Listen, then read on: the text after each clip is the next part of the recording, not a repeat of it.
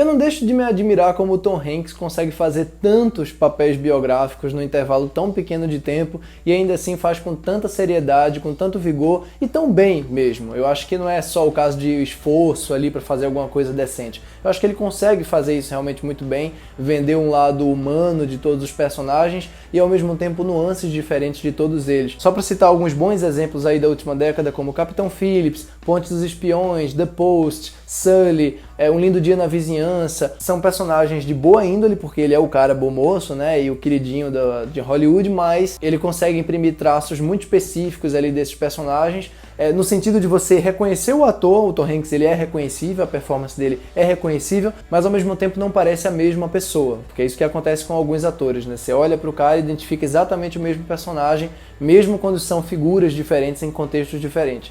Aqui no News of the World, o Relatos do Mundo, a nova adaptação aí dirigida pelo Paul Greengrass, que retoma a parceria com ele, que começou lá no Capitão Phillips, né, da última vez que eles fizeram filme juntos. Ele faz mais ou menos isso, apesar do que eu não acho exatamente que a figura dele contribui tanto para as sensações que o filme poderia provocar. No filme, que é baseado no livro da Paulette Giles, que não ganhou tradução para português ainda, chama-se News of the World mesmo, o Tom Hanks interpreta um veterano da Guerra Civil que está ali vivendo um trabalho de itinerante. Ele faz uma leitura de jornais nas regiões em que ele passa. Ele chega no vilarejo, pega o jornal e lê as notícias, né, para as pessoas que não sabem ler e que também não tem tempo, né, para parar, não teriam tempo mesmo se soubessem para ler jornal. Só que em um momento, quando ele está no meio da viagem, ele encontra no meio da floresta uma menina de mais ou menos 12 anos que aparentemente fugiu de uma tribo, a tribo Kiowa, e ela é alemã, portanto ela foi sequestrada na infância. O filme vai explicando em detalhe que na verdade a família foi toda massacrada e outras coisas mais. O livro deve dar muito mais detalhe, obviamente.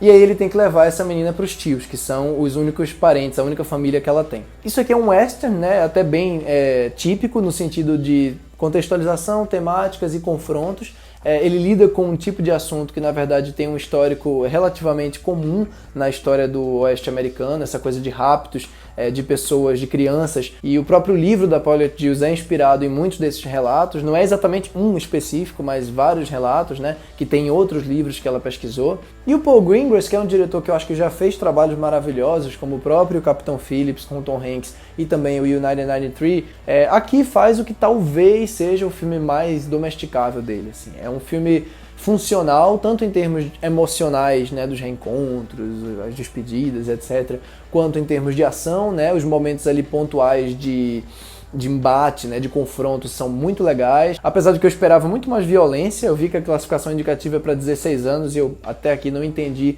da onde vem essa classificação, porque é um filme muito brando. Ele tem algumas resoluções até bem imediatas e bem redondinhas, né, para poder fechar as sequências isoladas de ação, os obstáculos, né, que ele coloca para a jornada e partir para o próximo, né? Então, nesse sentido, ele até é um pouco mais episódico do que eu esperava. Levando em conta o começo, eu achei que ele fosse investir mais na relação do personagem do Tom Hanks com a menina, mas honestamente eu acho que eu não saberia dizer o que seria melhor, porque eu não acho que a relação, da forma como está colocada, como está posta aqui no Relatos do Mundo, funcionaria muito bem, porque uma das coisas que me decepciona nesse filme é ver que não existe nenhum tipo de aspereza, nenhum tipo de tensão na maneira como ele trata a menina, né? No papel era para ser um personagem super rude e super impaciente, ele mesmo diz isso várias vezes, mas na prática ele é super afável desde o início, assim. A única coisa que ele faz de mais rude e chato, que é uma coisa que todo americano faz independente de ser no século XIX ou ser hoje, é essa coisa de ficar falando com o outro, mesmo sabendo que o outro não tá entendendo nada, ou seja, não fazer nenhum tipo de esforço para falar a língua do outro ou para, enfim, escutar o outro falar. E ainda assim o personagem aqui faz um esforço considerável para entender o que ela tá falando do céu, para falar a língua dela, né, falar do búfalo, falar da areia, falar da terra, o que cria momentos fofos, momentos bonitos, alguns bem tocantes inclusive, mas fica faltando essa tensão. Parece que a tensão tem que vir desses obstáculos externos, assim. E alguns desses obstáculos são ótimos, pelo menos na resolução da ação em si, como aquele primeiro envolvendo uns caras ali que querem comprar a menina, mas outros já são um pouco mais duvidosos, mais piegosos, por assim dizer.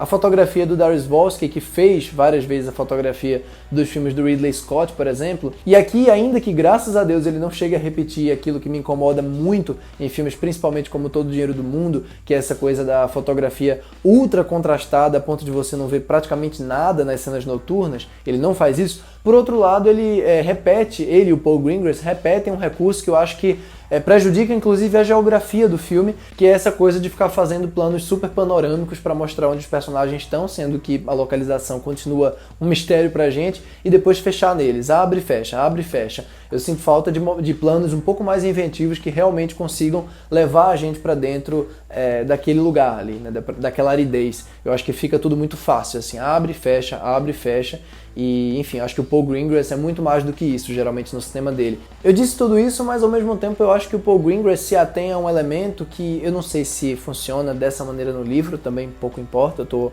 avaliando a adaptação por si só, que é essa coisa dos personagens estarem em momentos de transição da vida deles, né, e buscando chegar a algum lugar, buscando chegar num destino que, no caso dos dois, na verdade, eles não sabem exatamente qual é.